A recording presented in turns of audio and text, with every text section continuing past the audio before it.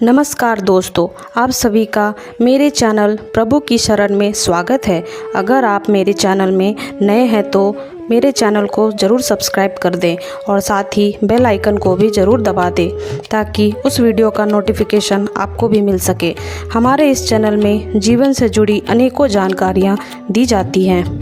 आपसे अनुरोध है कि इस वीडियो को अंत तक ज़रूर देखें। तो चलिए वीडियो स्टार्ट करते हैं। जैसा कि आपको पता ही है कि अभी पितृपक्ष चल रहा है, जो कि 17 सितंबर से शुरू हो चुका है और 2 अक्टूबर तक चलेगा।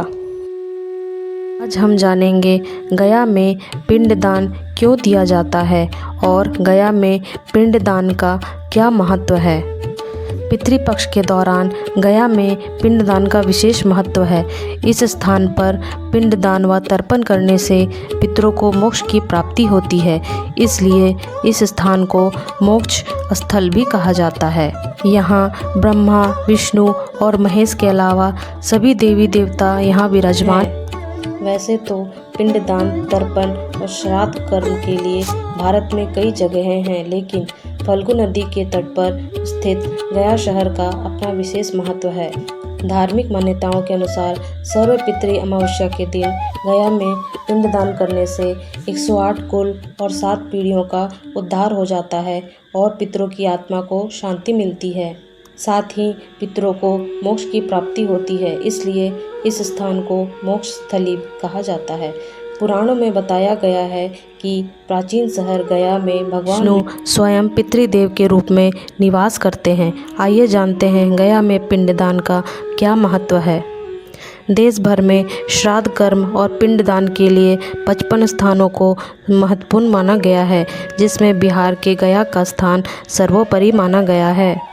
गया में श्राद्ध कर्म, तर्पण विधि और पिंडदान करने के बाद कुछ भी शेष नहीं रह जाता है और यहाँ से व्यक्ति पितृऋण से मुक्त हो जाता है।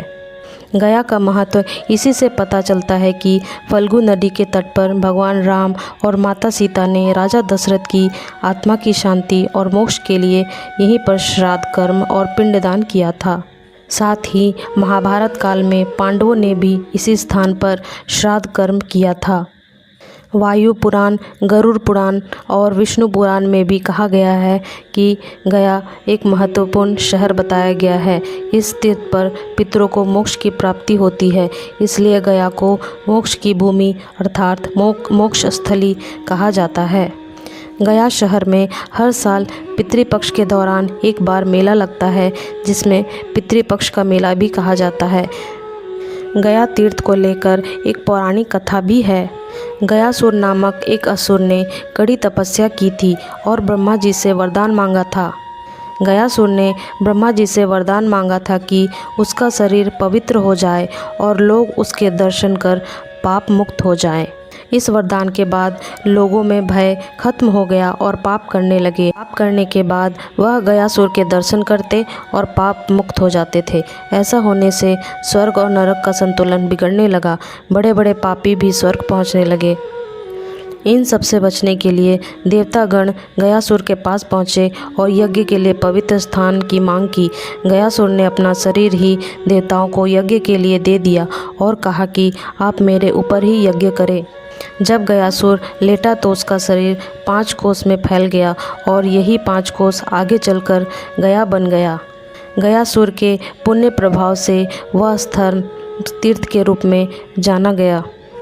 गया में भगवान विष्णु गदाधर के रूप में विराजमान हैं, इसलिए पिंडदान व श्राद्ध कर्म करने के लिए इस स्थान को उत्तम माना गया है। अगर आपको जानकारी अच्छी लगी तो कमेंट में ओम जय श्री हरि लिखें। धन्यवाद।